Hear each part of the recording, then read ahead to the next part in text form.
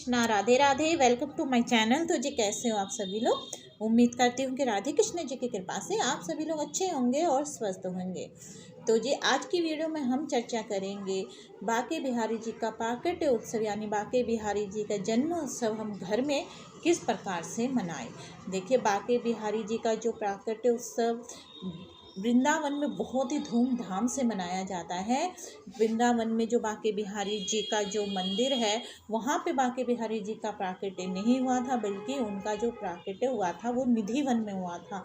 तो निधि वन में बड़ी ही धूम होती है। निधि वन से ही श्री हरिदास जी की पालकी निकाली जाती है और बांके बिहारी जी के मंदिर तक जाती है, क्योंकि हरिदास जी ने बांके बिहारी जी और राधा रानी जी को एक साथ प्रकट किया था। तो इसी दिन प्रकट किया था, जो कि बिहार पंचमी का दिन था। तो इसीलिए बांके बिहारी जी का प्राकट्य उत्सव इसी दिन मनाया जाता है। निधि वन में ही एक स्थान है जहाँ पे बांके बिहारी जी का प्राकट्य हुआ था। उसी स्थान पर बांके बिहारी जी का जन्मोत्सव भी मनाया जाता है। और उसी स्थान पे जहाँ अगर आप निधि वन गए हो तो वहाँ पर आपने ज़रूर देखा होगा कि बिहारी जी का एक प्राकट्य स्थल भी है। वहीं पर बांके बिहारी जी प्रकट हुए थे। जब हरिदास जी ने हृदय से बांके बिहारी जी की विग्रह को प्रकट किया था, एक तो उन्होंने अपने हृदय से राधा कृष्ण जी को प्रकट किया था। फिर उसी के बाद जो दोनों उनसे हरिदास जी ने लाला से कहा, यानी कि कान्हा जी से कहा कि मैं तो तुम्हें अपने पास रख लूँगा, क्योंकि कान्हा जी ने उनसे इच्छा जाहिर की थी कि मैं तुम्हारे पास रहना चाहता हूँ। परंतु जब हरिदास जी ने उनसे कहा कि मैं तो तुम्हें रख लूँगा, एक लंगोट पहना के भी मैं तुम्हें अपने पास रख लूँगा, परंतु मैं राधा रानी जी को अपने पास कैसे रखूँगा, क्योंकि रोज़ रोज़ मैं इनके लिए श्रृंगार कहाँ से लाऊँगा। तब राधा रानी और कान्हा जी एक विग्रह में प्रकट हो गए। वो विग्रह था बांके बिहारी जी का। तो उसी दिन से बांके बिहारी जी का प्राकट्योत्सव यानी जन्मोत्सव मनाया जाता है। तो श्री राम वृंदावन में तो बहुत ही धूमधाम से मनाया जाता है।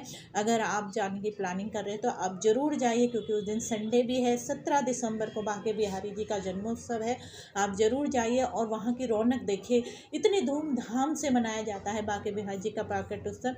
वृंदावन की सड़कों में से ले जाया जाता है, पालकी ले जाते हैं लोग, नाचते गाते। मान लो एक काफ़ी बड़ी बारात जैसे निकल गई हो, ढोल बजाए जाते हैं, हाथी घोड़े सभी वहाँ से गुजरते हैं और सब नाचते झूमते गाते बांके बिहारी जी के मंदिर तक जाते हैं, यानी निधि वन से बांके बिहारी जी के मंदिर में जाते हैं। और वहाँ पर कहते हैं कि इस दिन बांके बिहारी जी जो हरिदास जी की गोद में बैठकर भोजन करते हैं। तो ये थी तो वृंदावन धाम की बात, किस तरह मनाया जाता है वृंदावन धाम में बांके बिहारी जी का प्राकट्य उत्सव। तो अब हम बात कर लेते हैं कि हम घर में कैसे बांके बिहारी जी का प्राकट्य उत्सव बना सकते हैं। अगर आप वृंदावन धाम नहीं जा सकते तो आप घर में ही बिहारी जी का प्राकट्य उत्सव किस प्रकार मनाइए। देखिए, बांके बिहारी जी एक छोटे से लाला के स्वरूप है, एक छोटे से लाला के रूप में है। तो जैसे कि कहा जाता है कि बांके बिहारी जी रोज़ रात को निधि वन में रास करने जाते हैं। तो इसलिए वहाँ के जो पुजारी है उन्हें जल्दी सुबह सुबह ब्रह्म मुहूर्त में नहीं उठाते हैं, जैसे कि 4 साढ़े 4 बजे तक उन्हें नहीं उठाते। कहते हैं कि सारी रात तो उन्होंने रास करा है और सुबह सुबह इन्हें उठा दें तो वे थक जाएंगे, इसलिए उनको सुबह कम से कम 7 बजे तक उठाया जाता है। या तो आप भी 6:30-7 बजे तक बांके बिहारी जी को उठाइए, उनको उस दिन चरणामृत से स्नान कराइए, फिर उनको पीले रंग के वस्त्र जरूर धारण करवाइए। बांके बिहारी जी को पीले रंग के वस्त्र धारण कराए जाते हैं, क्योंकि बिहार पंचमी है। तो पीले रंग का वस्त्र उनको जरूर धारण कराइए।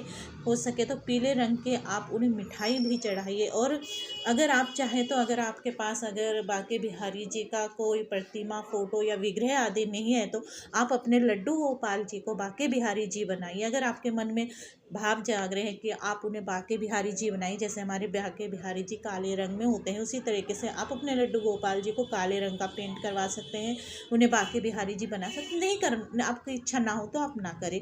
इसी तरीके से आप उनको पीले रंग के वस्त्र जरूर धारण करवाइए। और इस दिन आप उनको भोग लगाए, हो सके तो 56 भोग लगाइए। बांके बिहारी जी को जो उस दिन भोग लगाया जाता है। उनका जो फेवरेट भोग होता है, बांके बिहारी जी का फेवरेट भोग एक तो घोटा होता है और उन्हें दूध भात का भोग जरूर लगाया जाता है। अब दूध भात का भी भोग उन्हें लगाइए। एक मिठाई आती है चंद्रकला, उसका भी भोग लगाया जाता है। चंद्रकला जैसे गुंजिया होती है, गुंजिया लंबी होती है परंतु वो गोल गोल सी बनाई जाती है और सेम टू सेम गुंजिया का ही स्वाद होता है।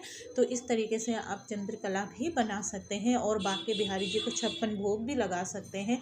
और हो सके तो बांके बिहारी जी के लिए आप इस दिन घर में कोई जैसे कि पूजा पाठ हवन आदि भी रख सकते, जिस तरीके से आपकी इच्छा हो।